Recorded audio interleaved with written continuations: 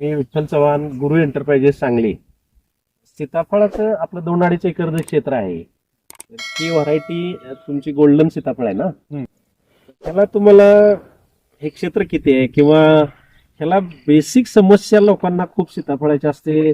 फळधारणा होत नाही, सेटिंग होत नाही, किंवा सीताफळाला 2 लॅटरलचं महत्व. म्हणजे ही आपण कामं केली तर सोपं काय होतंय, फळधारणा वाढते का, किंवा मर रोगाची रिस्क कमी होते का? तर असा तुमचा अनुभव आम्हाला सांगा.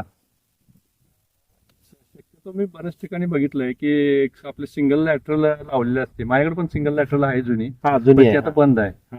पण त्यांना काय होतंय, ते जे 14 लिटरचा ड्रिपर आहे ते एका ठिकाणी पाणी जे पडणार आहे. हा, नाही आता हे जे आहे ही जुनी लॅटरल आहे ना. नाही ही जुनी, ही जुनी आहे.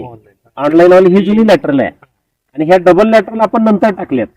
ते आता हे पाणी जे पडणार आहे एका ठिकाणी हा. ते विभागून सगळीकडे पडतंय. त्यांचं हे विभागून पडते. हे पाणी, तेच पाणी फक्त विभागून पडते. झाडाची सगळी मुळी चालू राहते. हा, चारी बाजूनी मुळ्यांचा विकास असतो. हा, जसं पण कसं आहे, दिवसभरातलं दिवसातून 2 वेळा 3 वेळा खातोय. बरोबर. एकदमच सगळं दिवसातलं खात नाही. हा, तसं त्याची मुळी सुद्धा चालू राहायला, ते प्रत्येक मुळीला चालू राहायला हे दोन्ही बाजूनी ठिबकचं पाणी गेलं पाहिजे. फार उपयोगी पडतं. म्हणजे डबल लॅटरल फळ पिकामध्ये अतिशय महत्वाचे आहे. हे जे पानांची साईज, हा, आणि तुम्ही एका ठिकाणी म्हणजे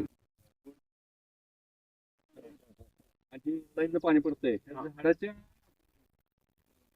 पानांची साईज पूर्ण विकासासाठी झाडाच्या एकदम चांगलं पडतंय. डबल लॅटरल महत्वाचं आहे. आता तुम्ही आपल्या ह्या सीताफळाच्या बागेत की नाही सर, मला बेड पण मोठे दिसतात. म्हणजे बेडची उंची जास्त आहे. तर हे काय तुमचं, म्हणजे का तुम्हाला असं का वाटलं की सीताफळाला किंवा ह्या फळ पिकाला? कोणतं जरी झाड असलं, सीताफळच नाही, कोणतंही जर झाड असलं, हा. त्या बुडाजवळ जर पाणी साचून राहत असलं, हा, तर ते तिथं एक बुरशी ओलावा कंटिन्यू राहतो खोडाजवळ. सगळ्यात महत्वाचं मलाही असं म्हणायचं आहे, मी अनेक ठिकाणी लोकांना सांगत असतो की कुठल्याही वनस्पतीचं खोड पाणी पित नाही, मुळं पाणी पितात. हा. तर मुळांना पाणी द्यायला पाहिजे. हा.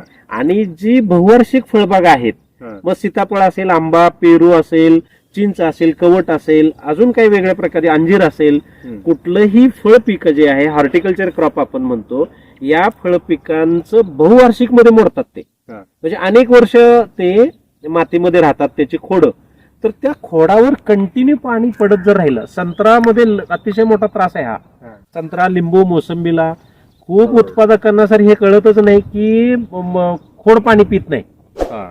मुळाला पाणी दिलं पाहिजे, मुळांना खतं दिली पाहिजे, मुळांना खेळती हवा मिळाली पाहिजे.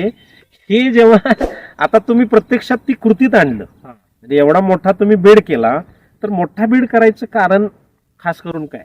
ते पाणी बेडवर राहू नये. पाणी जे किती जरी पडलं तर झाडापासून लांब जावं. पाण्याचा निचराव निचराव. व्हावा. हा, म्हणजे खोडाजवळ ओलावा राहू नये, पाण्याचा निचराव व्हावा.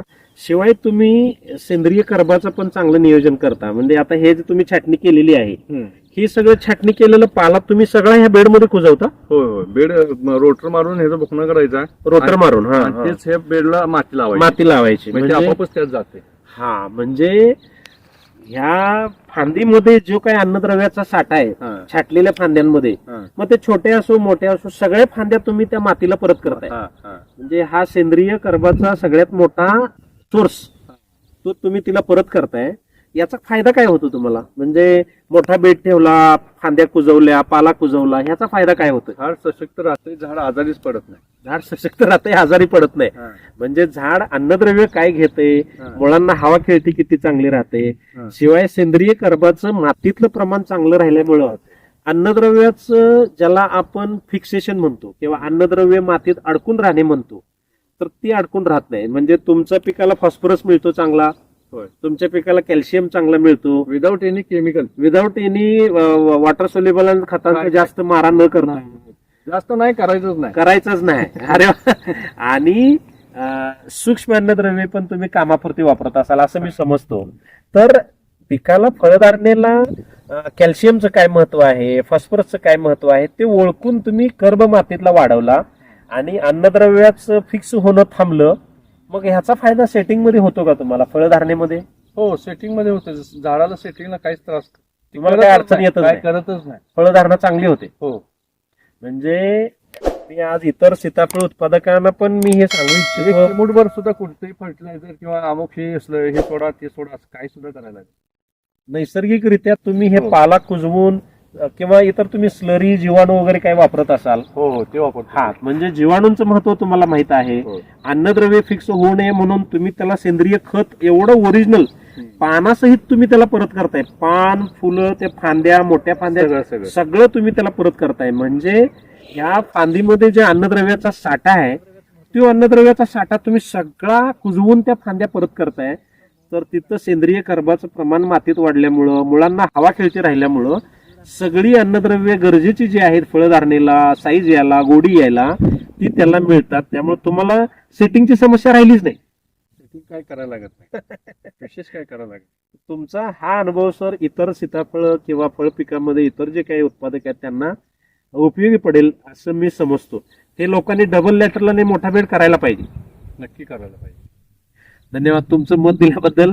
आभारी आहे. गुरु एंटरप्राइजेस